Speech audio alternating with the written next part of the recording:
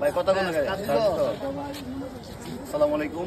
তো মুক্তমঞ্চে আসছিলাম, আজকে 4টার সময় আসার কথা ছিল, তারপরে একটু লেট হয়ে গেছে। যাই হোক, তারপরে এই ভাইয়ের সাথে আমার দেখা হয়েছে, ভাইয়ের 3টা চারা আনছে। তো এটা হচ্ছে আপনার কাঠগোলাপের চারা।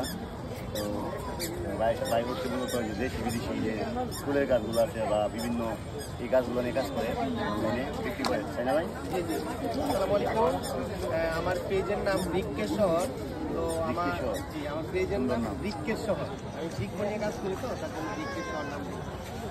এটা হচ্ছে কাঠগোলাপ, যে কাঠগোলাপের কাটিংগুলা, এগুলো আপনি রোপণ করলে নতুন করে চারা জন্মাবে। কীভাবে এটা আপনি রোপণ করতে হবে 50% লাল বালু কিংবা সাদা বালু, শুকনো বালু, আর হচ্ছে 25% শুকনো গোবর, মানে যে গোবরটা একটু গর্জন, আর আপনার হচ্ছে 25% মাটি। তারপরে দূরের যে গ্লাসগুলো, ওয়ান টাইম গ্লাস, এগুলোতেও রোপণ করতে পারবেন। আর এমনি আপনি চাইলে 1/2 লিটার বোতলের মুখটা কেটে ফেলে দিয়ে আপনি এটা রোপণ করতে পারবেন।